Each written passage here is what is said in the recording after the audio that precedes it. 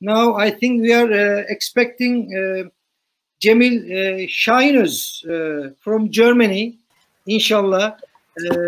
Please, Cemil abi, share your experience, but share your experience as helping us to understand what was Firinci abi's methodology about serving for the sake of Allah, sake of Hizmet, sake of Iman. What you have learned on that way. Thank you. Please. Assalamu alaikum. Assalamu alaikum. Thank you for the invitation. I think I'm the youngest one in this group. So you all know Firinci abi the longest. I know him for, I think, 20 years. And it's amazing. When we all talk about Firinci abi, everyone is thinking and speaking about the same attributes of him. Mercy, kindness, modest, everyone. These are all attributes of a Muslim, and just like his name, he was always smiling, and everyone remembers this. And with his smiling, he touched the hearts of the people. And 12 days before he died, we had a meeting with him, and even he was tired, he was still talking about positive communication, always, like he did all his life long. And he will always be remembered with this attributes, inshallah. And that's beautiful. May Allah give us all a life like this, and may Allah bless him, inshallah. He passed away at the age of 92, but it wasn't possible to keep up with his speed. He was always like a teenager, I think. They said about him that his ticket and his passport was always in his pocket, because you never knew in which country he would be tomorrow. When he was today in Germany, tomorrow he was in London.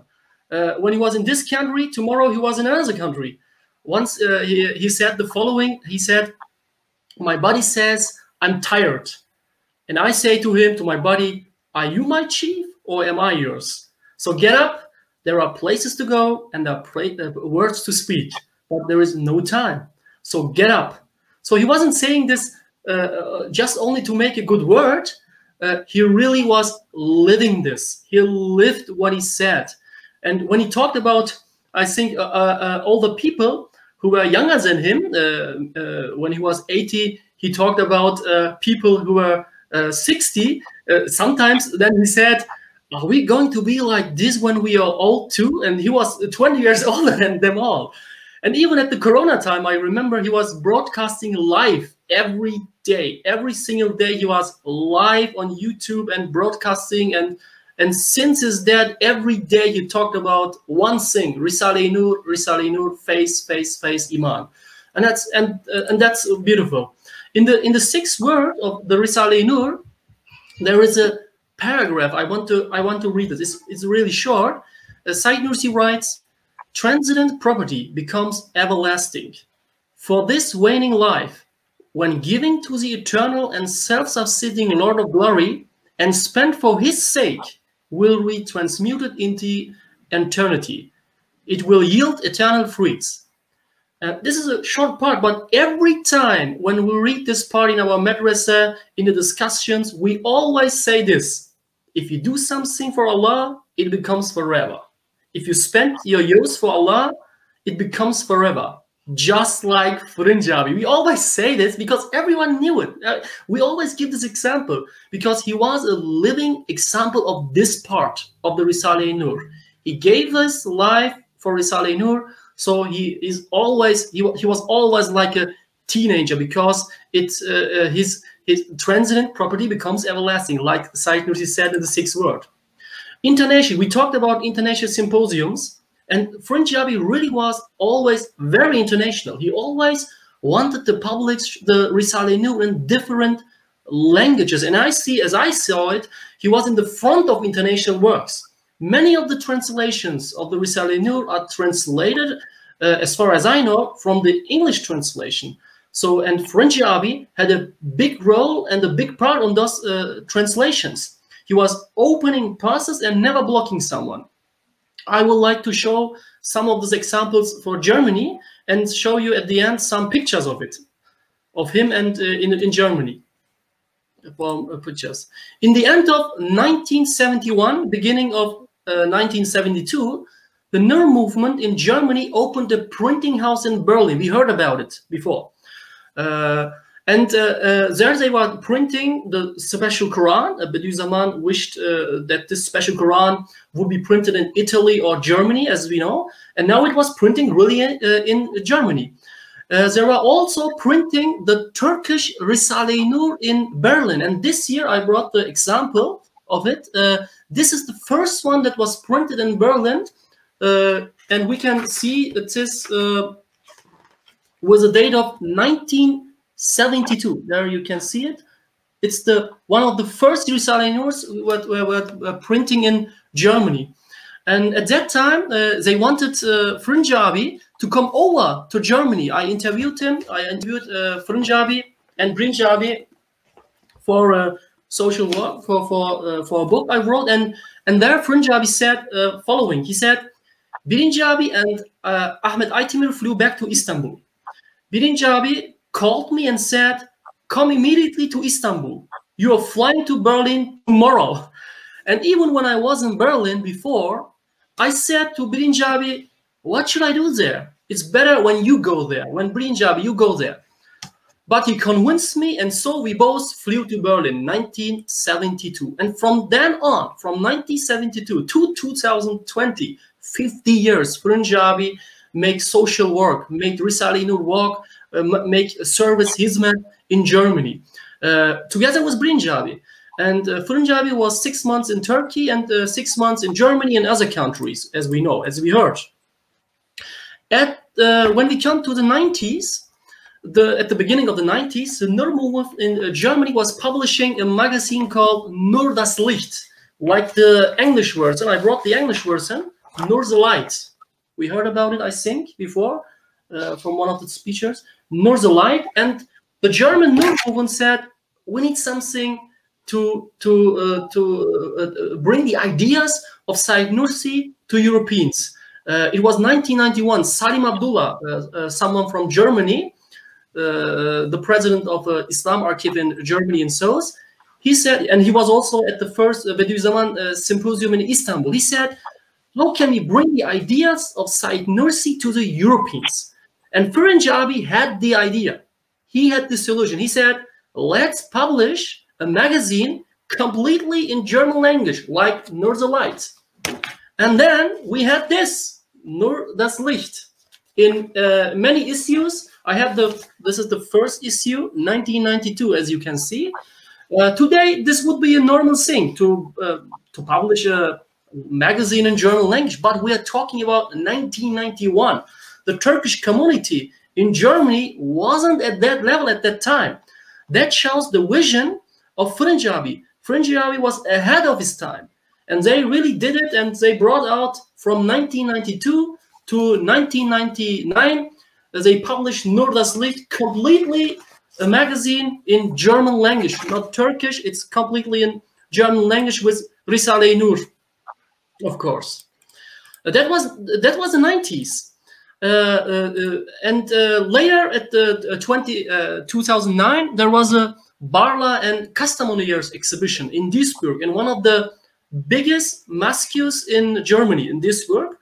And who was opening the exhibition? Of course, Firinci. He was there again. He was opening the exhibition with a huge attendance. Many people were there and looking to the Barla and Kastamonuers of Bediüzzaman Said Nursi. When we go on now, we come to the international symposiums. Just like in Istanbul, in Germany, the Nur movement started to organize Bediüzzaman symposium in the late 90s. The first one was 1999 in Bonn. And then there were following symposiums in 2004, 2005, and 2007. I have the books. These are the books of this symposiums in German language. You can read there. It was published by Ahmet Arias, maybe we heard him later today, and Rustem Ülker. And the last symposium was in 2010 in the University of Osnabrück. This is the book that came out with discussions. And of course, again, Firinci was at the front in all of the symposiums. He was sitting there, he was listening there. And at that symposium, the methods of Firinci, European authors and academics learned and studied the ideas of Said Nursi and Risale-i Nur. And at that discussions, it became clear that Risale-i Nur has answers and solutions for the big problems worldwide, social problems as well as individual problems. And the symposiums were methods to bring the solutions to Europeans. So Firinci always worked for the solutions. This was his method, and for peace, for global peace. He said, when I interviewed him for this book, he said, for those who believe in God, there is no alternative to the global peace. We, as the student of Risale-i Nur, want this global peace. And one more anecdote, Firinci said about the symposiums, he sometimes talked about, he said, at the beginning of these symposiums in Germany, they only gave me their fingers when they wanted to shake my head, only the finger. But at the end, they hugged me, he said. So they saw the smiling on his face, they saw his positivity, and at the end, they hugged him. Now I would like to show you some of the pictures, so I would like to please the moderator to open wait a minute. The picture, the screen I'm sharing now. Brother Cemil, actually, you gave us insight of Firinci vision and passion in his activities in Germany. To start with the publication, as you were saying, in those days, publication was not only difficult just to print it, it was only facing some other local difficulties as well. But he always was positive, as you were saying, on that. Yes, your picture came out. Would you like to go on that? Yes, I can. No problem. When I have time, I can do it now or later. It's no problem for me. Quickly, a few minutes, inshallah. Quickly. Okay. Okay, I do it now. This is a picture from the second symposium in Bonn, and like you see, they are all hugging Firinci. I'm going a little bit faster now. Here, Firinci is sitting. We heard it. This is at the second symposium in Bonn, and he sat there hours and hours and listening to discussions in German language. I think I wouldn't do it, but he sat there hours and hours at some symposiums. He sat 2 days and listened all day long to German discussions. And he's sitting with Rüstem Ülker. He was the main organizer of the first 4 symposiums in Germany.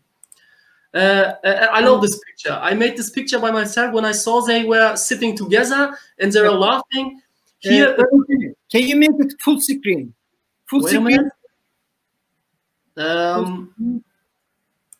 If you can make, or we can skip if you like.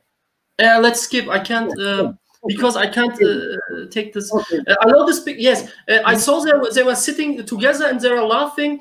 And here Firinci is at the 4th symposium in Bonn, and he's sitting with 2 students of Said Nursi, as you know, Firinci and Sungrabi. Cemil, why do you think they have this much courage and motivation? Why do you think they had all these abis, had that courage? Why do you think? Iman and faith. Faith, Iman, faith, bringing Risale-i Nur to the people, to the Europeans. I think this is the most motivation they had, because why would people, I think they were 70 and 80 years old, step in a plane, come over to Germany and listen 2 days long to German discussions. No one would do this, but they did. So I think the motivation is really lillahi alhamd for Allah. Alhamdulillah. Alhamdulillah. Do you think also they believed they have learned from Risale-i Nur in their hometowns, but they believe that this is not something local and it is not something national, Absolutely. It is international, and whole humanity needs the messages from there. Would you agree on that? Absolutely, absolutely, absolutely. This one is from the second symposium. He's with Said Özdemir, another student of Bediüzzaman, and Avni Altıner. He was the organizer of the last symposium in Osnabrück. And here's a picture of the 5th symposium in Osnabrück. Firinci is sitting there. Right from him is Abdul Kadir Badullah, another student from Bediüzzaman, and 1,000 people were at this. 1,000 people were at the symposium that was held in the University of Osnabrück. Very impressive, I think. This is Firinci Abi in Berlin in the 70s. This is a picture in the Berlin Medrese with the students of risale-i. And here, Firinci Abi is together with Muhsin Alkunovi, another student from Said Nursi. This was at the first symposium. These are pictures from the exhibition in Duisburg I called, 2009. This is a picture from the risale-i reading in Bielefeld. This is also Bielefeld. This is also Bielefeld. This is also Bielefeld, and this is with a little child. And you can see how he was addressing with children. And he's merciful, he's peaceful. And this is the last one where you see Firinci Abi with teenagers. And I believe Firinci Abi was the youngest of them all in this picture. Yes, always. May Allah bless him and may his soul be in peace.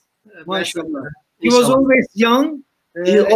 Always feeling people young around him. Alhamdulillah. Few words, inshallah, to wrap up. Thank you. I don't want to add something. I only want to thank for this broadcasting. It was very important, I think, to share some points of Firinci Abi, his visions, and of course also in English language. May Allah bless Firinci Abi, inshallah. That's all. Jazakumullah. Thank you very much, Cemil abi. Şimdi